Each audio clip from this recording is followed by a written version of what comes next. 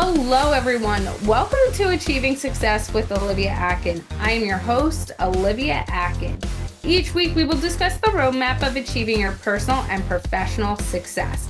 We give you real-life stories on growing personally and professionally to achieve your life and career goals with the help of some top-notch guests. Today, we are speaking with Darren Keyton. Darren is a former NFL player. He played on and off with the Detroit Lions from 2013 to 2015. Darren experienced the highs and lows of the sport, facing challenges such as injuries and waivers. Despite setbacks, Darren's determination never wavered, leading him to a successful career transition. Today, he brings his competitive spirit to Rocket Mortgage, where he serves as a mortgage sales rep. Additionally, Darren channels his passion for adventure and entrepreneurship as the co-founder and co-owner of a charter fishing company, adding another dimension to his dynamic professional portfolio. Hello, Darren. It's fantastic having you on the show today. It's great to be here. I'm excited to have a conversation with you. I'm really excited because there's so many different aspects of your life, of your journey, and what has shaped you. But to start off the show, can you tell me what success means and looks like to Darren Keyton? It's achieving goals that you set out for yourself or maybe that others even place upon you, and then making sure that you do that and do that in a timely fashion. And I love how you bring up goals and the word goals, because we're always working towards something, but achieving them in a productive and organic timeline, but not procrastinating at the same time. Exactly. You can't just take your time when you're trying to achieve something. Otherwise, you'll never get it done. Right. And you can't just go, oh, there'll be time tomorrow, because then tomorrow you're going to say, oh, there'll be time the next day. And without those timetables that you set for yourself, you can really never get there because you're not holding yourself accountable. Yep. And time is money. Got to get to work. Time is money. And that's the thing, part of it is, if you look at it from the perspective of in athleticism, we all grow up doing athletics in some form.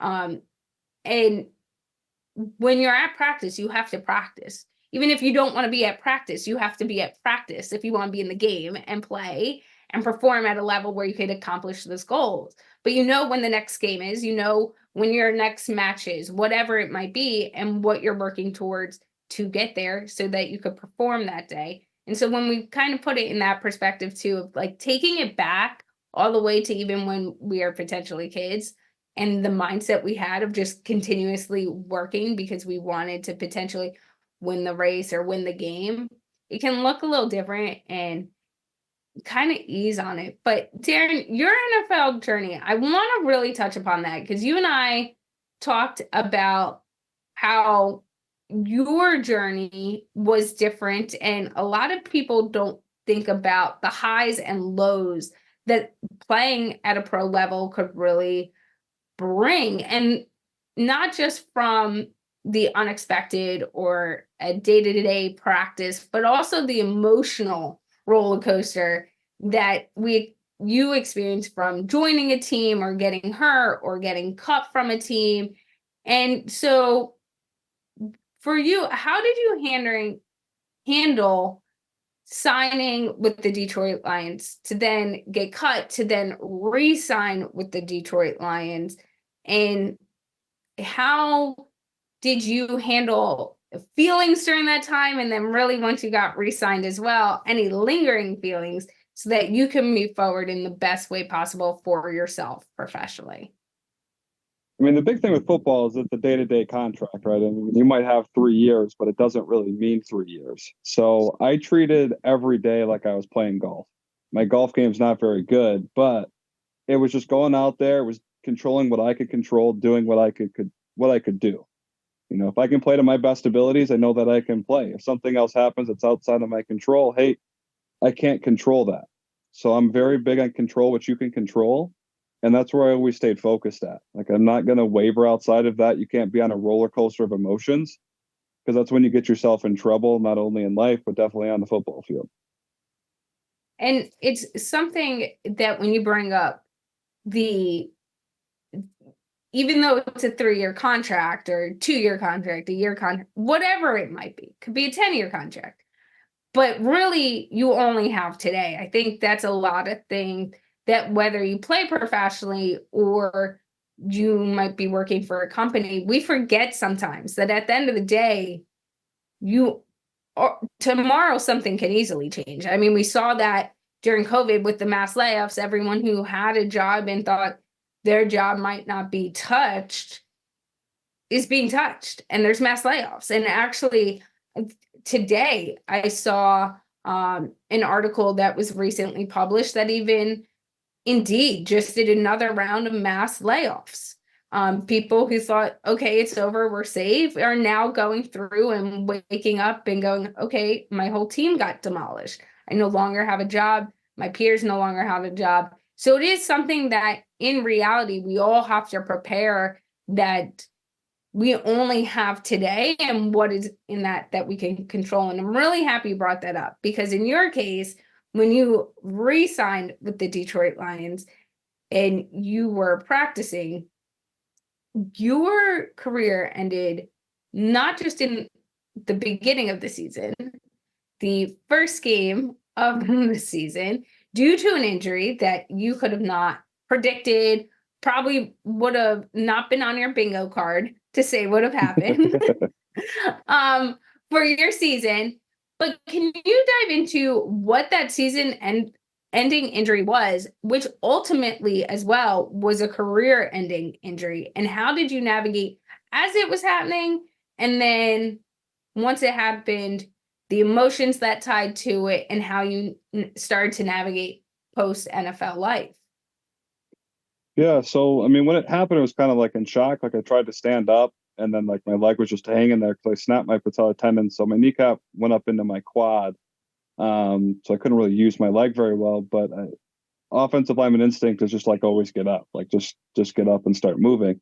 And I couldn't do that. So once I figured out that I actually ruptured it, I went and had surgery a couple days later, started the rehab process, and about halfway through rehab, they noticed on an MRI that my kneecap was actually decaying. So I lost all blood flow to my kneecap and stabilization, and from there it was like, hey, we got to find a kneecap donor essentially for you that's big enough to handle your weight, and you're not going to be able to do the running, the explosion that you're used to doing, and it's going to ultimately end your career. And I was like, wow. Kind of hits you like a ton of bricks, a lot of emotion in it, because you never know when your last play is, whether that's from injury, whether that's just from playing, you don't get picked back up, whatever that might be. But I just stayed strong as like, I knew I'm a competitor. I knew whatever I put my mind to, I can do it because I'm going to focus on it. I'm going to put all my attention span to it, and I'm just going to get after it. There's no time to really sulk in life. You can't be down. There's no point in spending time wishing what could be, what has happened, what can happen. Well, I'm not going to feel bad for myself, because at the end of the day, I got to get up. I got to take care of myself. I got to take care of my family. I got to make sure I'm doing what I'm supposed to do. For you, as you say, there's that initial shock of, okay, I wasn't expecting it like that, right? You knew you were injured, you were going to physical therapy, and then when they were like, oh, wait, but now we kind of need to find this replacement, you're like, oh, this is a lot more serious and at a very different level than you might have realized. But when that hits and you said, it's time to just keep pushing forward, did any of your training from playing for so long kind of kick in of mentally, okay, what is the next step? What should I start doing next to propel myself to be, doing something else as well? I mean, pretty much right away, right? Like in the NFL, like that's your money. Like that's how you're affording your living. And when that's gone, it's okay, what else can we do? Always loved fishing. I went to college, became a mathematician. So like I was always good with numbers. I always wanted to work with kids, and immediately just went back to coaching high school kids, getting into Rocket Mortgage, starting to figure out kind of what else we can do. And And COVID, as it was a bad time for the world, it was a great time for mortgages. It was a great time to still be able to fish because you're outdoors and you're in the air, and that was what was great.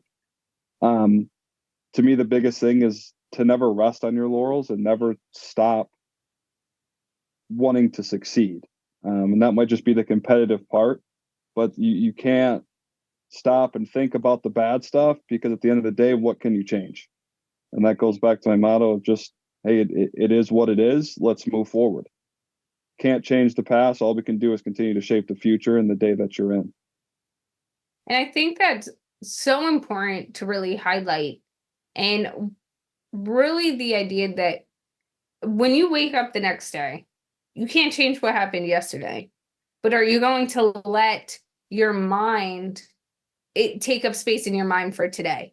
Like, how do you want to perform today? I kind of like yourself and your motto.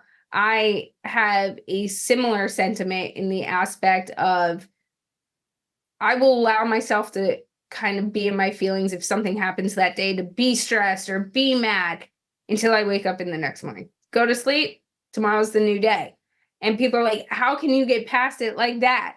And I'm just like, the person I might be dealing with, or the situation I might be in, if I let that carry over till tomorrow, that just means I can't perform the best of my ability tomorrow. Now that's just taking space. Same thing with personal relationships. If I could be as frustrated and as angry and not want to deal with someone because how they've treated me or an interaction I've had for as long as I want, but if I keep carrying that over, it's not affecting their life. It's just affecting my life.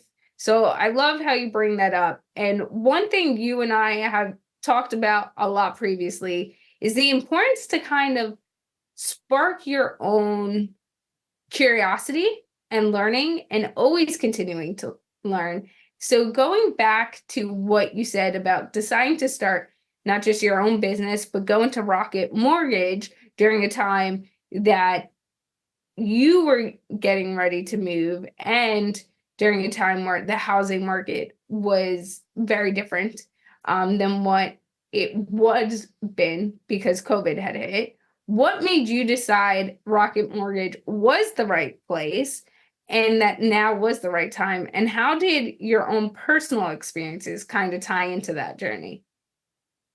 The big thing that worked for me with Rocket Mortgage, I got to stay home. I'm in northern Michigan in Traverse City area, and working from home, it's something that I'm very comfortable with doing because I spent a lot of time at home in the NFL if I wasn't at practice. Even in college, throughout then, you just go home right after practice until you had class. So working from home was big. It allowed me just to stay where I'm at in my little piece of land up here. And Rocket Mortgage just was a great fit.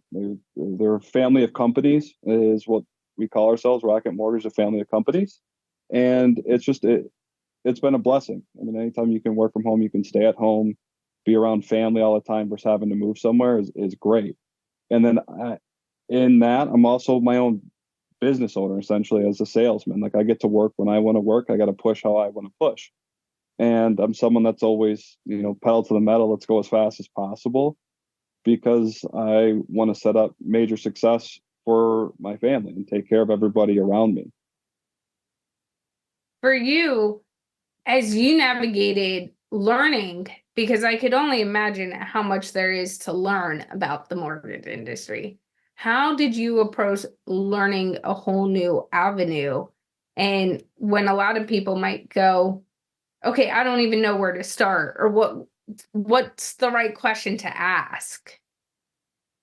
That's the big thing, right? When it comes to asking questions, if you're confused about something, you got to ask immediately, because there's a chance that someone else needs to know that answer. They're wondering the same question.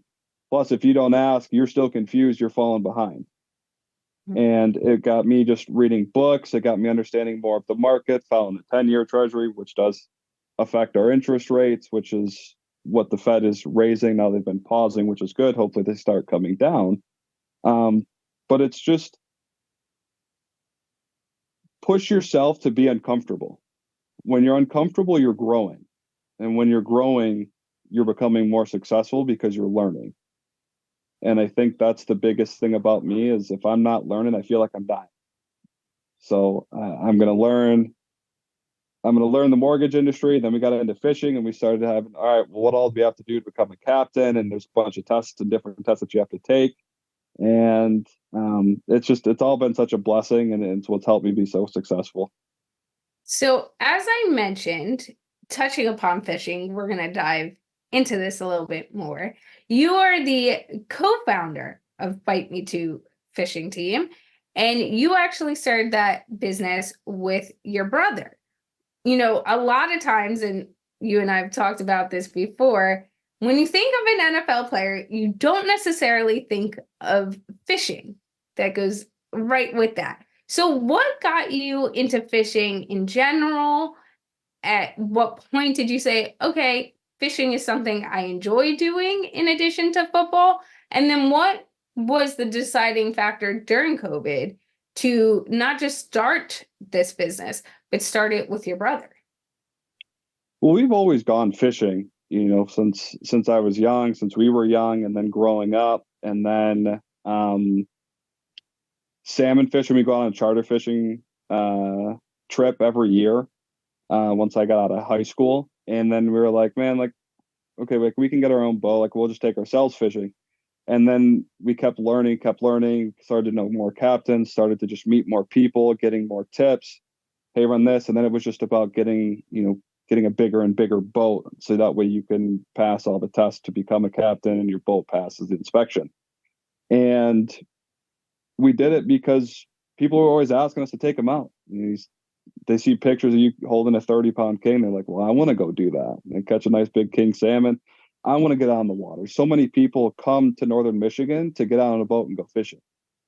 And it's funny because they don't even really sometimes care if you catch a fish. They're just like, man, this is just awesome being out on Lake Michigan. And you get to watch those people create a memory that lasts them a lifetime. And then you get to see them year in and year out. And sometimes you even get to watch their kids grow because they come out every year. And you get to talk to them about, their interests and their things that they enjoy. And you never know who you're going to meet. The next person that you might meet might be someone that you end up going into business with on a separate side because they like how you act and how you run your business. And I love how you bring up the fact that you never know who you might meet or the relationships that you might build. But this was something that has always hit close to home for you because you've been doing it your whole life. You've been fishing your whole life. And then an opportunity came up where you saw the opportunity because you were like, oh, people keep asking us to do it. Why don't we turn it into a business? And now you're building those relationships. You're creating that other revenue stream. And it is really how sometimes entrepreneurship really starts. It's just by going, oh, wait, we're doing this. Why don't we offer this? Because people will want it. So for you, how has your playing days and working at Rocket Mortgage and all your other professional experiences kind of shaped how you are as a leader and as an entrepreneur? Well, to me, it's all about giving back. I always want to give back. If I can teach someone how to fish, if I can teach someone how to clean a fish, if I can teach someone how to play a sport and making a big impact on them, because you never know where that might come. You never know what conversation that might come from. And that's what I love to do. I want to give back to our community. So, we'll give out a couple free charters. We'll go to a bunch of different events to give away those free charters, as well as just be out in the community. People love to just talk to people that are successful in the first place, no matter what it is. Playing the National Football League gave me a big platform, especially in my community. I'm from up here. So people know us, people know, the last name, and they're like, all right, like, what can we do to be around? What can we do to help?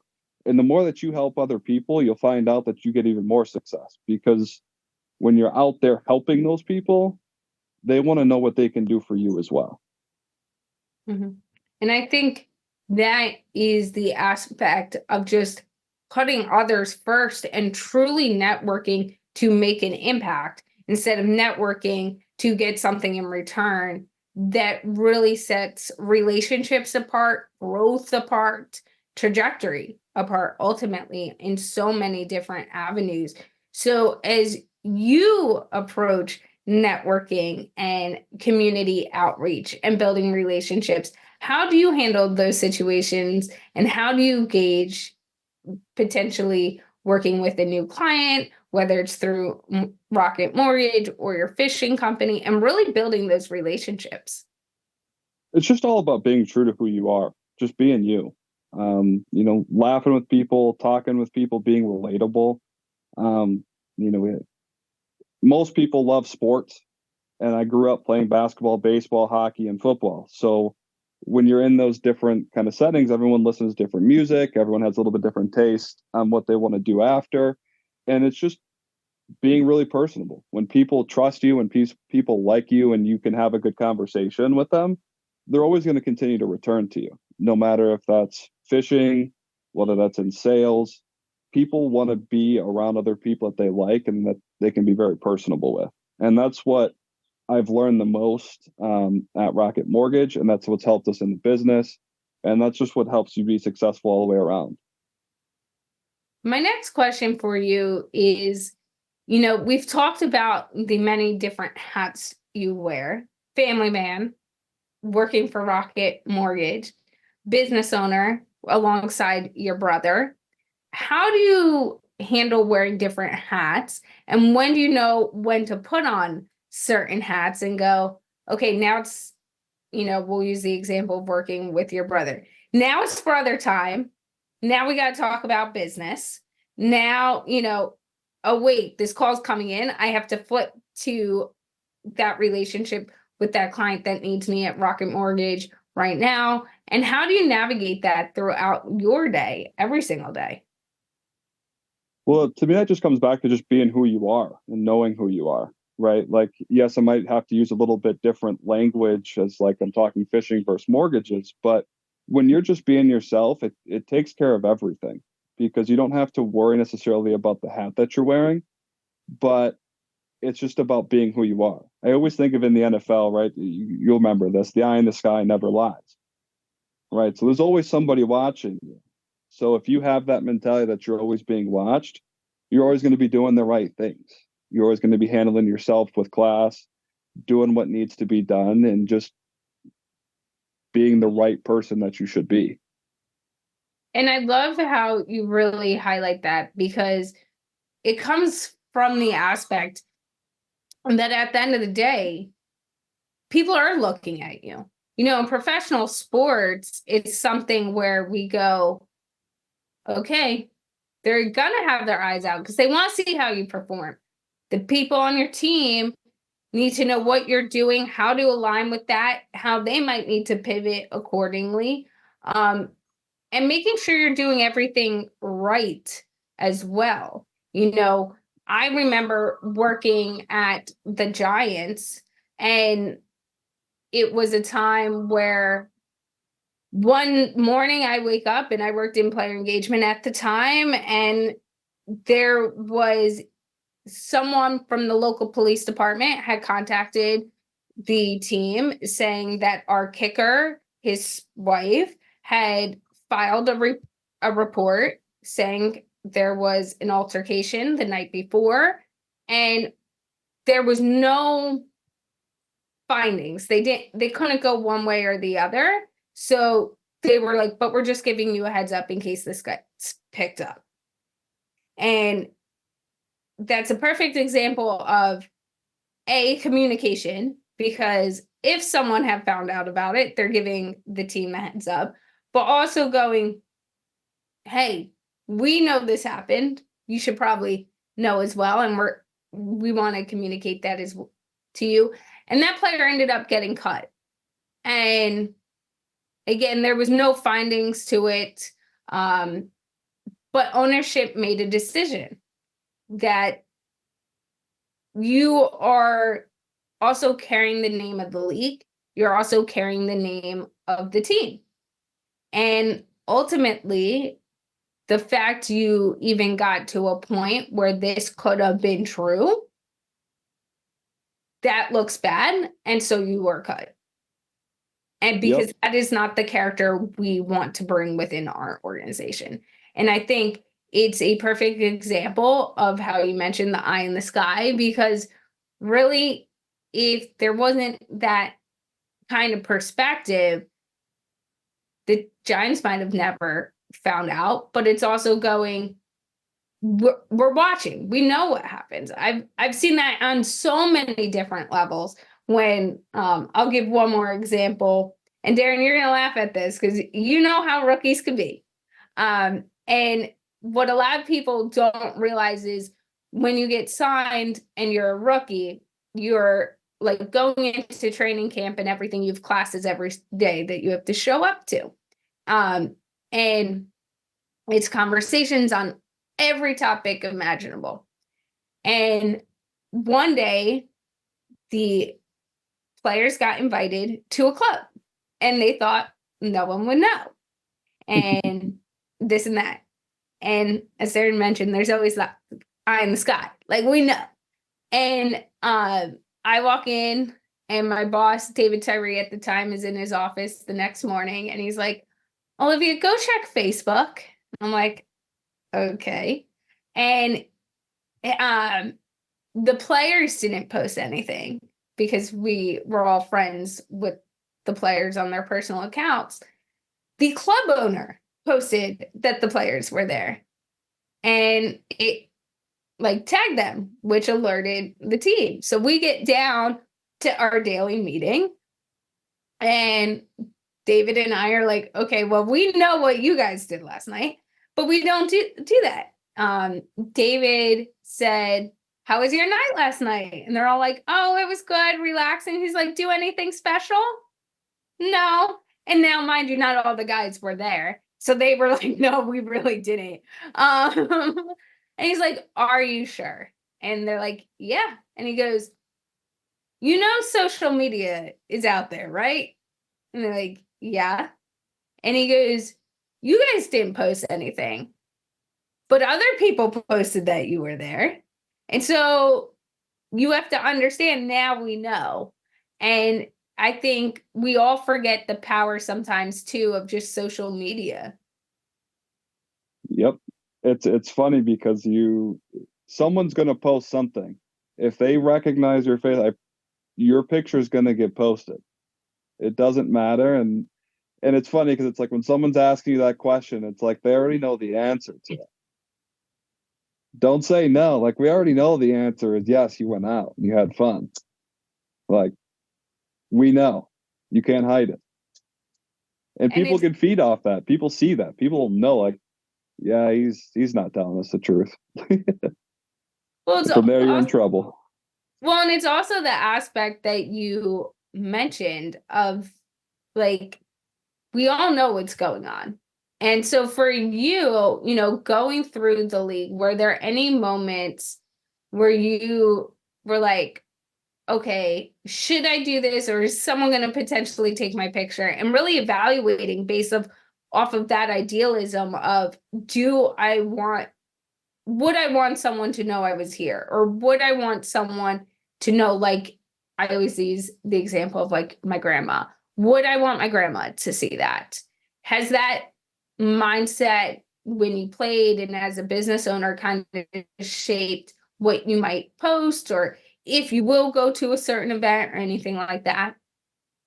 For sure. I mean, it all does. I think we even all remember like the Cam Newton situation not too long ago when he was at his football event. Like, I think it was football. But it's just like those little things are always recorded. They're always watched out for. You just have to make sure that you surround yourself with the right people and that you always keep a clear mind. The worst thing to do is having a cloudy mind going out, whether, you know, hey, I was drinking, I made a bad decision, or like I was mad, this person said something and I reacted a certain way. Like, you don't get to make those choices because there is a lot of negative outcome that comes from that. So it's all about just staying clear-minded, eye on the prize of whatever that prize might be for you that you're chasing, and just staying focused to that and not letting anyone to change your attitude or your mind. Because there's one thing that you can always control, that's your attitude and that's your reaction. For you, as some people probably in your career, pro football and post NFL at Rocket Mortgage and owning your business, there was probably points where other people were trying to go, okay, is this really the best move? You should be doing this instead. This is how you should handle this situation. And how did you stay clear-headed and kind of navigate those situations and stay true to yourself while also hearing what other people said, but also go, okay, I'm not going to make that decision? Well, the big thing is like always learning from others, right? I mean, I can't say that I was 100% correct in every situation because we never are. But if you make a decision that you shouldn't have made, it's okay, let's learn from it and grow from it. The best people see others' failures or others' mistakes, and they learn from others' mistakes that they don't make it. A split second decision can change your life in a massive way, good or bad. So staying grounded and always remembering that if, hey, one bad split second decision could end you in jail, could end you anywhere. But if you don't react and don't give people, because there's a lot of people that want a reaction out of you. And if you don't give it to them, like you're winning, you're succeeding. Don't let other people control your mindset because your mind is the most powerful thing.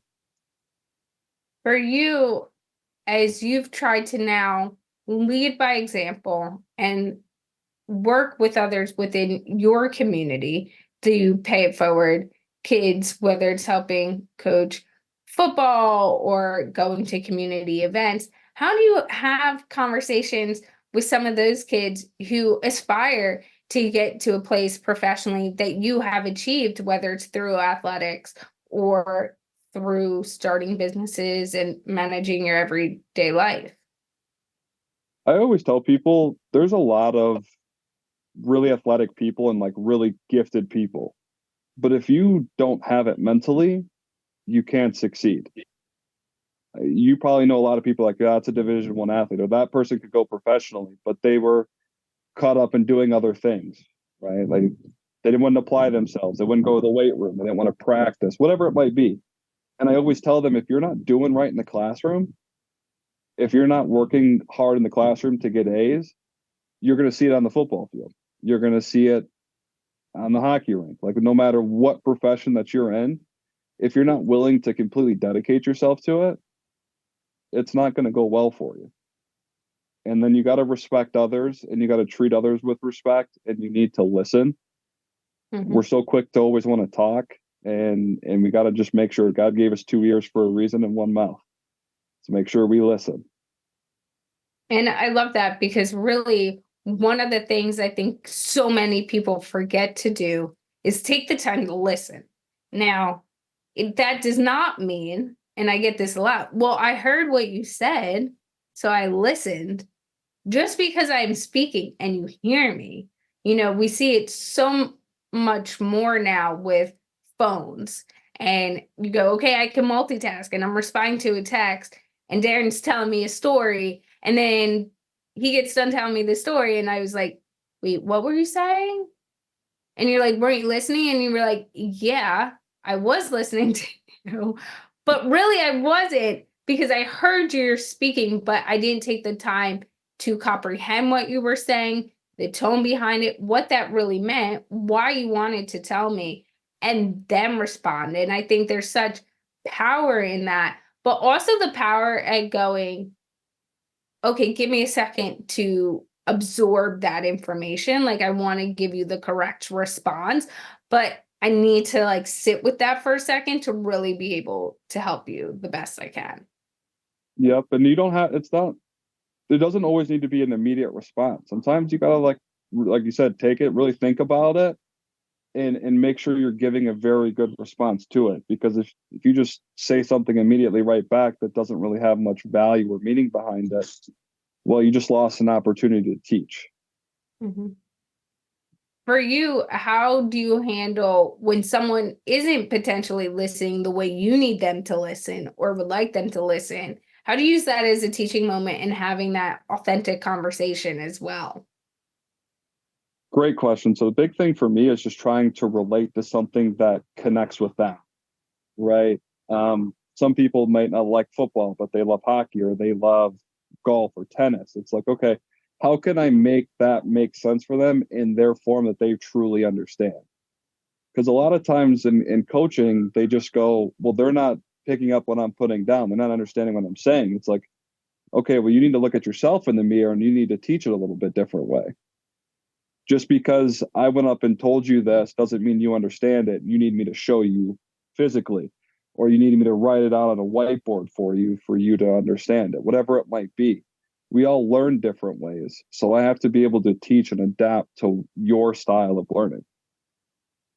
And I think that's so important because so many leaders think that others need to meet them where they are. This is how I learn, so this is how I'm going to give the information. This is how I comprehend, so this is how I'm going to give the information. And I see that more, especially within sports. I'm telling you what to do, just go do it. But some people need to understand why. Some people, like you said, really need to be shown. Some people really need to walk through it.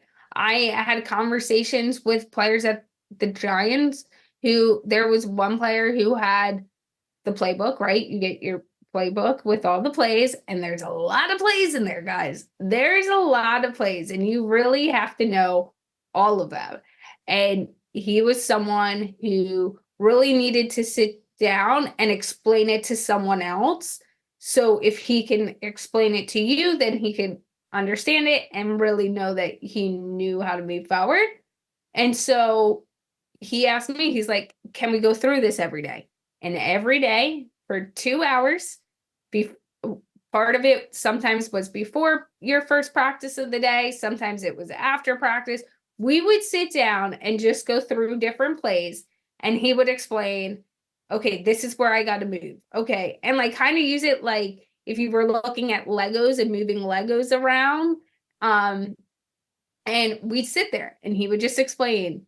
And did I always get it? No. And I wasn't going to try to sit there and understand it. It's at a level, let me tell you guys, these playbooks are at a level way behind any of us, unless you play professionally, will understand. But I was like, I can try and I could be here to go, yep, okay. And what happens if you do this? Like, just explain it to me. Yeah, exactly. I mean, those playbooks, man, I was so thankful when they started moving to the tablets and the iPads, because it was like, all right, I don't have to haul around a 5-pound book with all this different stuff in it. Like, just nice and simple for me to look at now.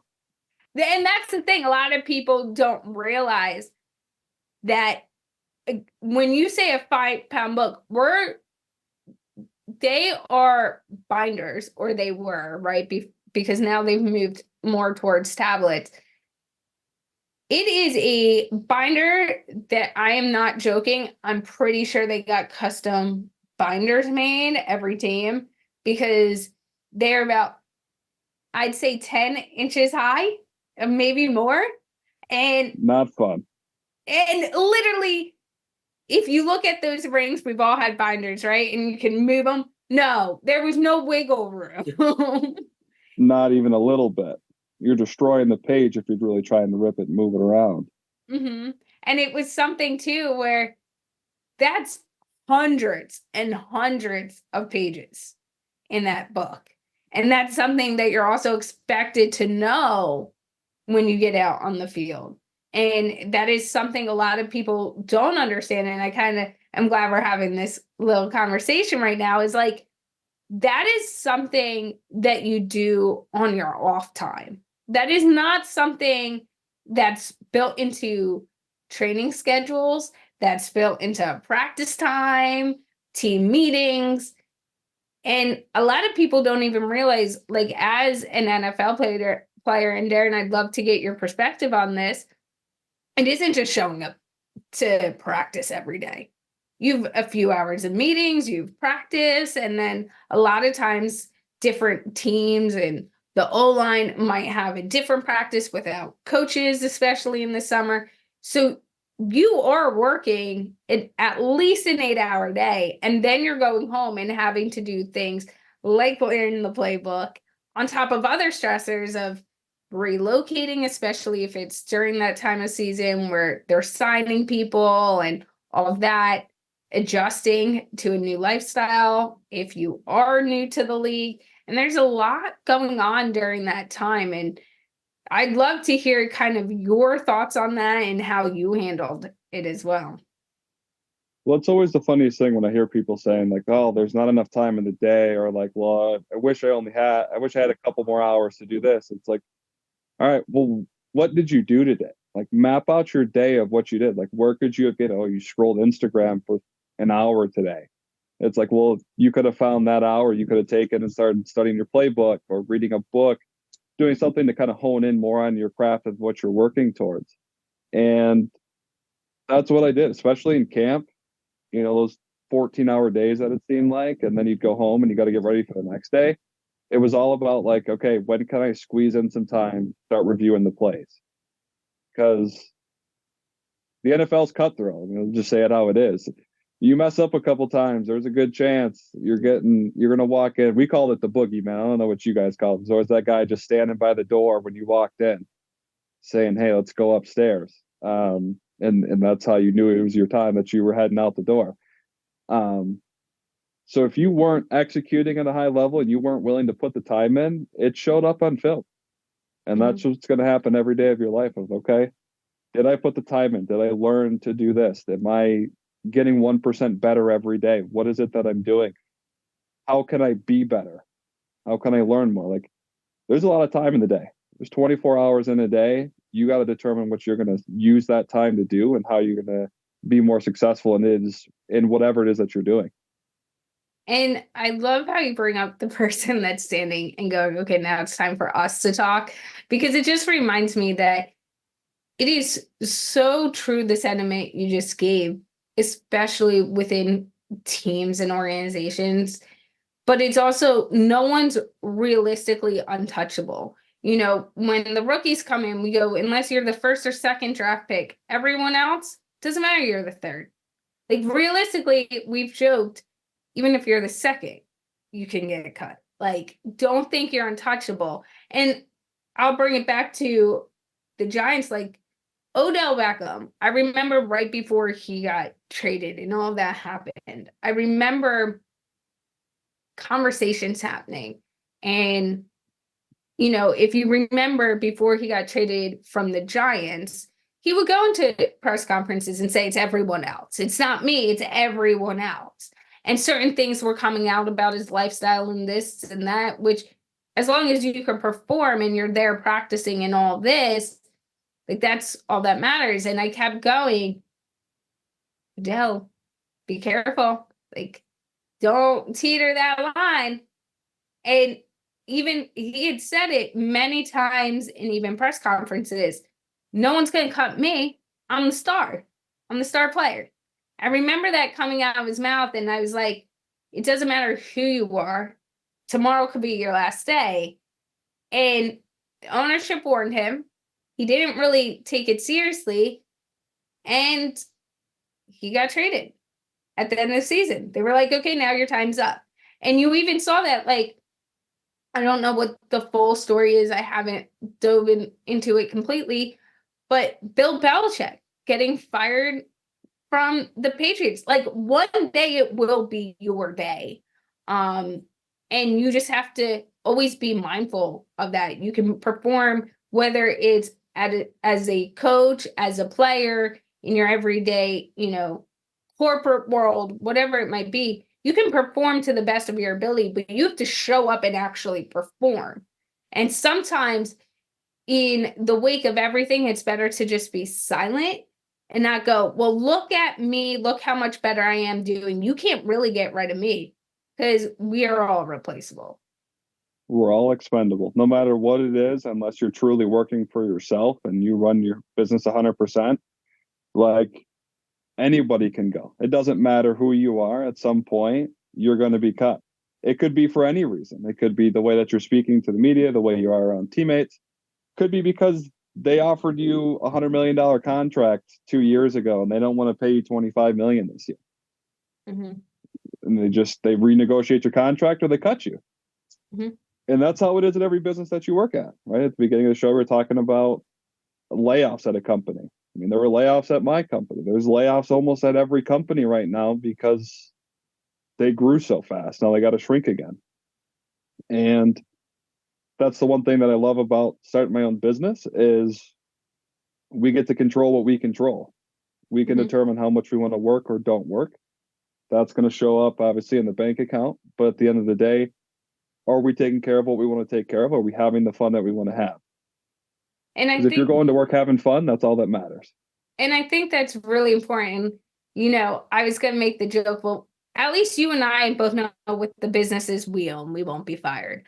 Because they are our business. And the only way they're going to stop being our business is if we make that decision due to information that we have in front of us. So we're kind of safe in that aspect, but it's based off what you said. Like realistically, that's really the only way you could be safe. But you also have to be able to sit with all the decisions you make, like taking time off, like doing different things, spending money on things, because ultimately you have to make all those decisions and live with them, because the money coming in and out, ultimately, if there's no money coming in, that affects how you can live every single day. So thank you, Darren, for all of your insight today. Thank you for having me. This has been a lot of fun. I've really enjoyed it, and we've gotten to talk about things that I think really tie to everyone and different experiences, and I've truly enjoyed it. And I want to highlight a few of our key takeaways from today's conversation. One is control what you can control. You know, Darren mentioned this in the beginning of the show, and it has really been a theme throughout. One of the themes, I should say, throughout the show is like, there's only so much we can control. So when a situation happens, your mindset is shifting. Really take a second to go, okay, what in this situation can I control? And let me focus on that instead of focusing on all the things I can't control. And you never know when your last play is, whether that is actually on the field, on the ice, whether that's in a certain job you're doing every single day. You don't know what that last play is. You don't know what that last email is that you might sign.